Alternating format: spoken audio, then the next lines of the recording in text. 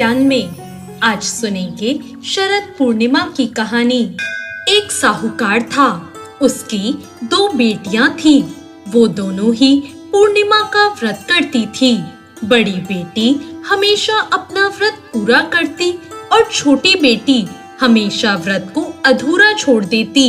साहूकार ने अपनी दोनों बेटियों का विवाह बड़ी धूमधाम से किया और कुछ समय के बाद दोनों गर्भवती हुई और दोनों ने बच्चों को जन्म दिया। बड़ी बेटी के तो पुत्र हुआ, लेकिन छोटी बेटी की संतान होते ही मर गई। इसके बाद जब भी छोटी बेटी को कोई संतान होती, वो होते ही मर जाती।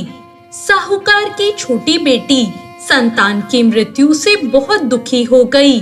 उसने पंडितों से इसका कारण पूछा, तो पंडितों ने बताया कि तुम हमेशा अधूरा व्रत करती हो, इसके कारण तुम्हारी संतान नहीं बचती।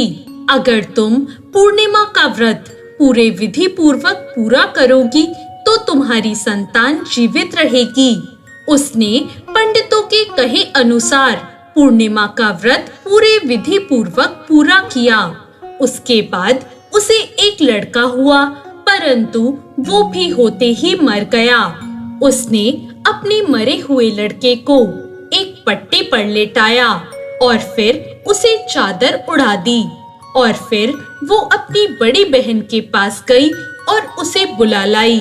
उसकी बहन जैसे ही उसके घर आई, उसने अपनी बहन को बैठने के लिए वो ही पट्टा दे दिया। बहन जैसे ही पट्टे पर बैठने लगी तो उसका घाघरा उस बच्चे को छू गया। घाघरा छूते ही वो बच्चा जीवित हो गया और रोने लगा। तब उसकी बड़ी बहन बोली, तू मुझ पर कलंक लगाना चाहती थी, मेरे बैठने से तेरा बच्चा मर जाता तो? तब छोटी बहन ने कहा, यह तो पहले से ही मरा हुआ था, तेरे पुण्यों से ये जीवित हो गया। तेरे भाग्य से इसका पुनर्जन्म हुआ है।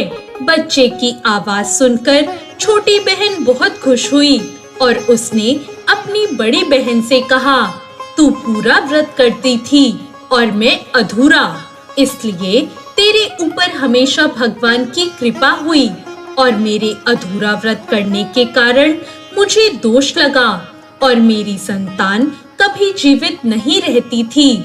आज तेरे भाग्य से मेरी संतान जीवित हो गई। ये बात उसने राजा से कही और राजा ने पूरे गांव में ढिंडोरा पिटवा दिया कि जो कोई भी व्रत करे वो पूरा व्रत करे और अधूरा ना छोड़े। तो ये थी शरद पूर्णिमा की व्रत कथा। आपको ये कहानी कैसी लगी, कमेंट करके जरूर बताएं।